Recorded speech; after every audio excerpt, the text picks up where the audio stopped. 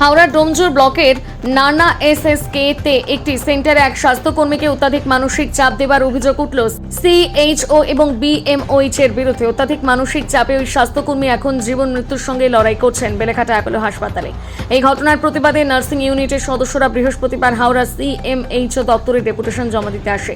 Nursery ইউনিটের secretary Bhaswati Mukherjee জানান, পুরো ঘটনা আগে জানানো হয়েছিল সিএমওএইচকে। তিনি ধমক দিয়ে ছেড়ে দিয়েছিলেন। নার্সেস ইউনিটের সেক্রেটারি আরও বলেন, সেখানে আর্থিক লেনদেনের একটা কাজ তাকে করতে বলা হয়েছিল। স্বাস্থ্যকর্মী সায়ন্তনী সিনহা বলেন, আমাকে একটা অর্ডার লিখে দিন, আমি করব। তখন বিএমওইচ বলেন, আমি ইনচার্জ, আমি মুখে বললেই হবে। বিষয়টি নিয়ে তাকে অভিযুক্তরা এবং কিছু আশাকর্মীরা মানসিক চাপ দেয়।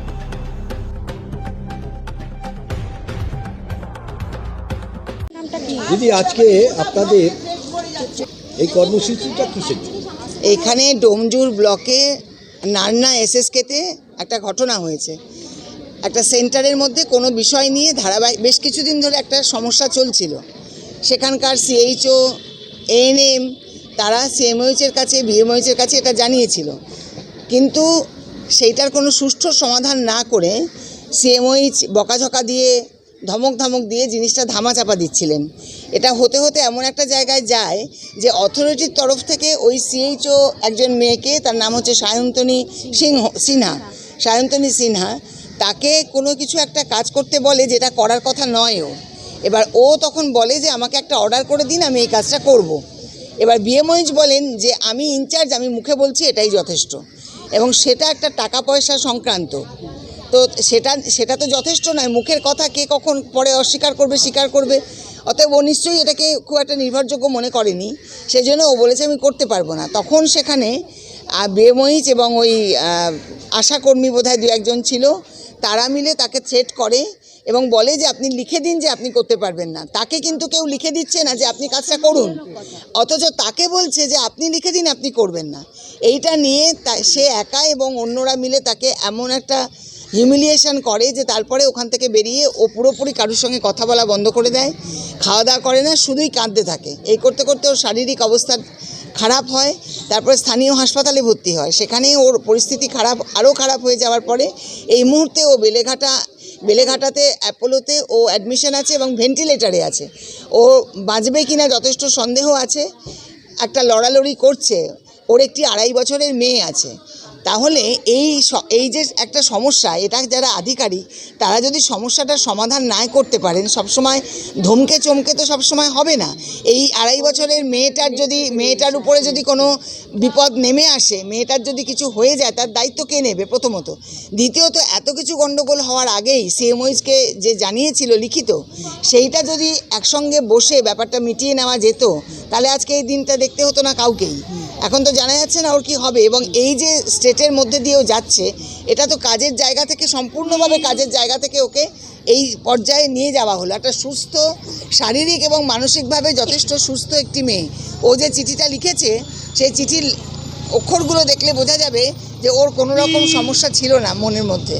কথাটা জানিয়েছে, কিন্তু এটাও ও জানিয়েছে তার মধ্যে যে আমি এই কাজটা মনে হয় করতে পারবো না, যদিও আমি আমার যোগ্যতা এই কাজটা পেয়েছিলাম। ফলে আমরা আজকে সিএমওইচের কাছে জানবো যে এই ব্যাপারে উনি কি বলবেন। মানে উনি দেখলেন নাই বা কেন? একটা সুষ্ঠু পরিবেশ নেই বা কেন? কাজ যারা করছে তারাই তো করছে। তাহলে একটা সুষ্ঠু পরিবেশ দেওয়ার কথা তো ওনারই, আধিকারিকেরই। সেইগুলো আমরা আজকে জানতে এসেছি। আমরা নার্সেস ইউনিটির পক্ষ থেকে ডেপুটেশন দেব। নার্সেস ইউনিটির পক্ষ থেকে আমরা ডেপুটেশন দেব, জানতে চাইব, উনি কি বলেন সেটা শুনবো। আমাদের দাবি হচ্ছে নিরপেক্ষ তদন্ত সাপেক্ষে যে দায়ী, এই ঘটনার পিছনে যে বা যারা দায়ী, তাদেরকে কিন্তু আইন অনুযায়ী শাস্তি দিতে হবে এবং কাজের জায়গায় একটা সুষ্ঠু গণতান্ত্রিক পরিবেশ রাখতে হবে, যেন কনভারসেশন করা যায়। আমি হয়তো কথাটা ভুলই বলছি, স্যার বুঝিয়ে বলবেন যে দেখুন আপনি এটা ঠিক বলছেন না। আমি যদি ধমকাতেই থাকি তাহলে তো জিনিসটা বাড়ছে আরও। এটার জন্যই আসা আমাদের। আমার ভাস্বতী মুখার্জি, আমি নার্সেস ইউনিটির সেক্রেটারি। এখানে অনেকে আমার নার্সেস। দেখুন, এই ঘটনার সূত্রপাত ধরতে গেলে অনেক দিনের, মানে কয়েক বছর। আমার দিদি আজ প্রায় 4 বছর হয়ে গেল এই ডোমজুর ব্লকের, হাওড়া জেলার ডোমজুর ব্লকের নানা জেলা পরিষদ স্বাস্থ্যকেন্দ্রের সিএইচও হিসেবে কাজ করছে। জয়েনিংয়ের পর থেকেই ওনার যে এএনএম, ওনার সাথে নানা রকম, মানে ওনার এএনএম মিসবিহেভ করতো, মানে যেসব কাজ করতো সেগুলো ডিউটি কন্ডাক্টের একদম বিপরীতের কাজ, অপোজিটে কাজ করতেন, মানে কোনোভাবেই সহযোগিতা করতেন না, আর খুব খারাপ খারাপ বিহেভিয়ার করতেন। এবং আমার দিদি বহুবার অভিযোগ জানিয়েছে, ও লিখিতভাবেও কমপ্লেন জানিয়েছে।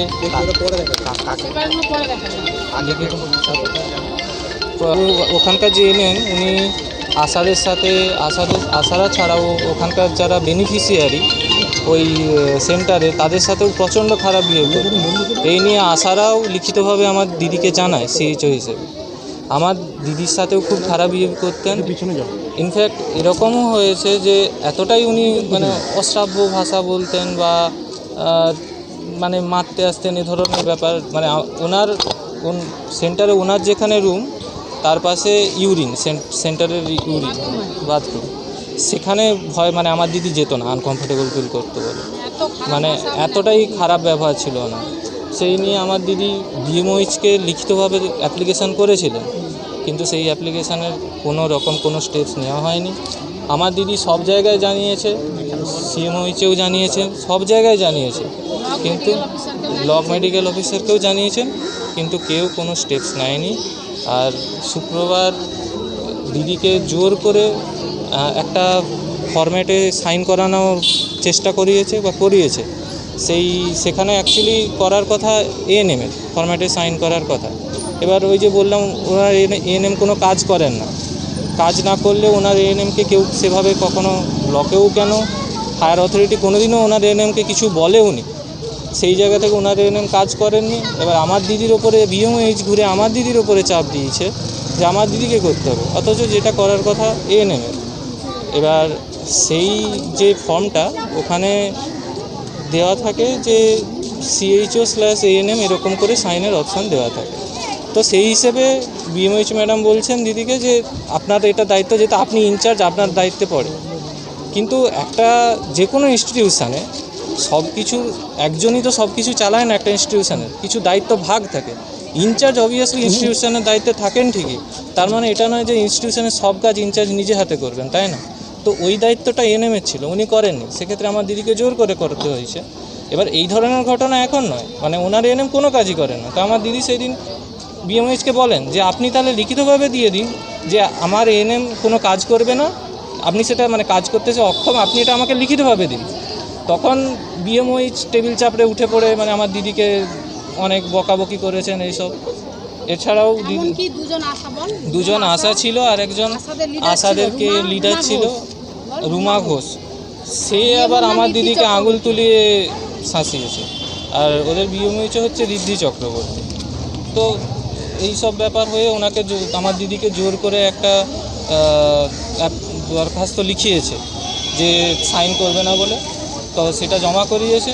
তারপরে দিদি বাড়ি গিয়ে খুবই ডিপ্রেসড, কান্নাকাটি করছে, আমাদেরকে বলছে চাকরি ছেড়ে দেবে, বলছে আমি কষ্ট করে আমার মেয়েকে এই চাকরিটা আর্ন করেছি, সেখানে বারবার হায়ার অথরিটি দ্বারা ওকে মানে ডিউটি প্লেসে ওকে হ্যারাস করা হচ্ছে, যেখানে হায়ার অথরিটিকে জানিয়েও সেটা তারা কোনো সুরাহা করেনি।